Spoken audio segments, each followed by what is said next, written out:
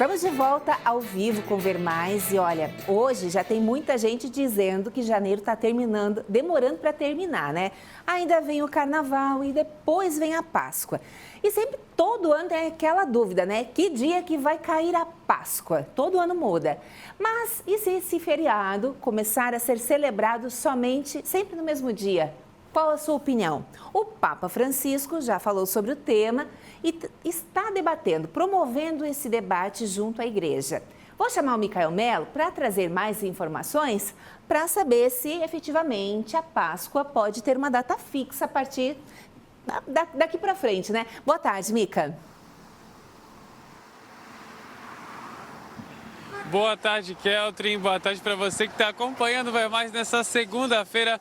Keltrin, a gente inicia essa semana falando de polêmica, porque obviamente esse tema está dando o que falar, ainda mais porque envolve um feriado religioso, né? A gente está falando da Páscoa, um dos feriados mais tradicionais, mais característicos da Igreja Católica, e aí veio essa fala do Papa, porque tudo que o Papa fala acaba repercutindo, principalmente nesse caso aqui, porque até mesmo quem não é religioso acaba seguindo, né, Keltrin? Acaba vivenciando esse período de Páscoa, que a gente fala dos significados, claro, né, de amor, de renovação, sempre, né, nesse período, mas também tem a parte comercial que nesse nosso mundo do capitalismo tem que ter. Então, ovos de Páscoa, chocolate que a gente adora ganhar e a gente sempre acaba cobrindo também no Ver Mais essas delícias da Páscoa. Esse ano, Keltrin, a Páscoa vai ser comemorada no dia 20 de abril. E aí sempre a Páscoa ela é celebrada 40 dias após o Carnaval. Tem o período da Quaresma, né? Esses 40 dias aí que muitas pessoas, inclusive, Keltrin, aproveitam para jejuar, para fazer alguns sacrifícios.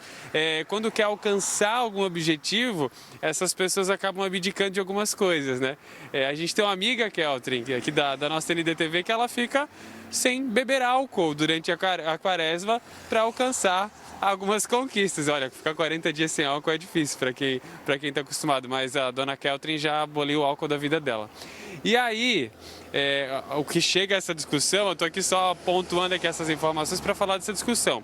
Porque o Papa contou, Keltrin, nesse final de semana, naquela pregação que ele faz, enfim, com o público, né, externo ali do Vaticano, que a Igreja Católica já está pronta para se comemorar a Páscoa num dia fixo. Então, não mais nesse dia, né, nessa questão de ser 40 dias após o Carnaval, e sim numa data fixa todos os anos, assim como a gente tem o Natal, no dia 25, porque são tantos fatos históricos que entram em jogo e acabou se colocando ali como dia 25, né? Só que no caso da Páscoa tem essas mudanças por conta do calendário. Mas assim, digamos que ele só jogou uma faísquinha, Keltrin, só deixou o negócio por cima e acabou não falando detalhes a mais, assim, só falou que eles estão prontos. E aí, claro, na internet, nas rodas de conversa, a galera já ficou debatendo, alguns querendo, alguns não querendo, inclusive porque assim, a Páscoa alguns anos é comemorada em março, em outros anos é comemorada em abril. Esse ano, como eu falei, no dia 20 de abril. Keltrin, por acaso, a gente não combinou que eu ia te perguntar isso, mas eu vou te perguntar. Por acaso você tem alguma opinião sobre isso? Eu não sei nem se eu tenho opinião sobre esse negócio, tá? Eu tô aqui pensando.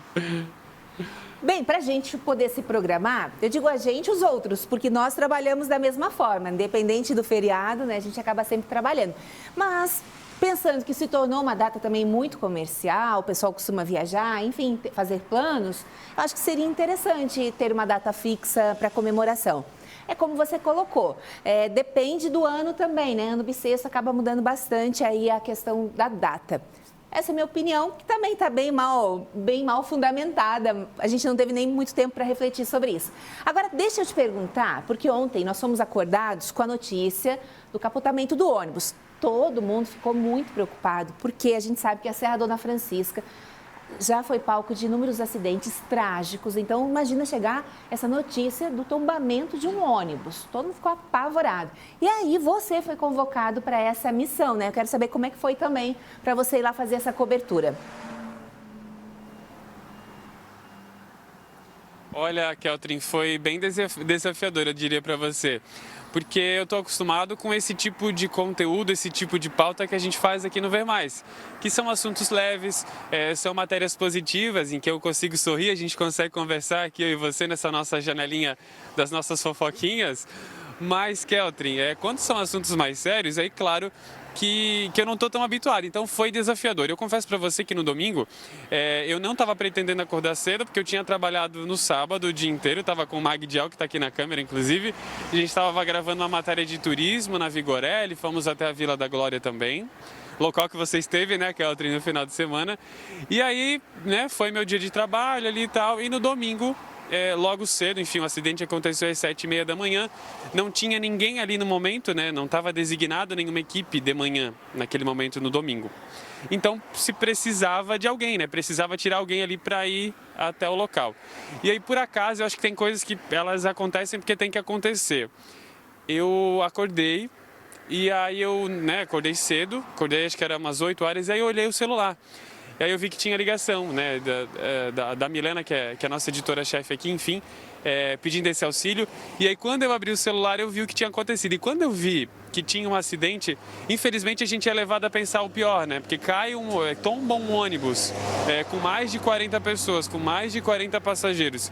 Quando eu olhei aquilo ali, me impactou, porque eu logo imaginei e lembrei daquele outro grande acidente que acabou acontecendo na Serra faz alguns anos, acho que já faz uns 10 anos, não lembro com exatidão agora, que muitas pessoas acabaram perdendo a vida.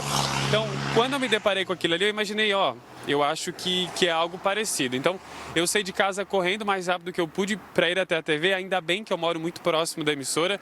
E aí, quando eu cheguei, eu já soube ali que, enfim, as vítimas estavam feridas, não tinha ninguém tinha morrido. Então, foi aquele susto, mas fomos rapidamente, eu, Gladionor, o Glad, nosso amigo, nosso parceiro, cinegrafista aqui da NDTV, que é um profissional exemplar, um profissional que eu tenho a honra de trabalhar e que fez um trabalho excepcional lá. Fomos a primeira equipe de jornalismo a chegar no local, tinha polícia militar rodoviária, bombeiros estavam trabalhando ali, o ônibus estava tombado ainda, o ônibus não tinha sido retirado, o guincho tinha acabado de chegar para fazer a retirada desse ônibus e o trânsito, você imagina aquela loucura, ainda mais na Serra, Dona Francisca, então tinha uma grande fila para quem estava subindo a serra e também uma fila para quem estava descendo. Então, aquela cena, ela de qualquer forma, ela é muito forte, Keltrin. A gente tem as imagens mostrando, né? De ver os objetos daqueles jovens, de ver aquele ônibus tombado e saber que poderia ter sido algo pior. Poderia ter sido algo muito pior se esse ônibus tivesse caído mais, né? Então ele acabou tombando, esses jovens conseguiram sair, sem só uma pessoa hospitalizada nesse momento, né? Mas foi de muita apreensão. Eu consegui conversar, inclusive, com uma jovem lá no local, né, Keltrin? E o que me chamou a atenção, eu acho que aí você até pode comentar, e fica de alerta, fica de conscientização, porque a maioria das pessoas, dos passageiros, não estavam utilizando o cinto de segurança. Tinha o cinto de segurança ali dentro, mas as pessoas não estavam utilizando, porque não tem o hábito de usar o cinto no ônibus. Mas também é muito importante, muitos dos jovens que se machucaram, Keltrin, se machucaram porque estavam sem cinto, porque acabaram caindo. Você imagina, né, aquela queda daquele ônibus, o tombamento, esses jovens que estavam, né, numa certa direção acabaram caindo por cima dos outros, enfim. Apesar do susto, enfim, né, deu tudo certo, mas foi uma cobertura muito desafiadora, talvez uma das mais desafiadoras que eu fiz até hoje nessa minha curta carreira, né? Mas foi um momento de muita tensão, mas no finalzinho de felicidade que está todo mundo bem. E eu quero te parabenizar porque eu assisti a reportagem hoje e foi impossível não me emocionar com os depoimentos da reportagem, né, dos pais. Imagina você, né, receber uma ligação dizendo que aconteceu um acidente, sabendo que o seu filho estava a caminho de um passeio. Então, realmente, foi muito emocionante os depoimentos. Graças a Deus que foi um susto, né? Deus ali abençoou o motorista, todo mundo. E vamos reforçar esse alerta.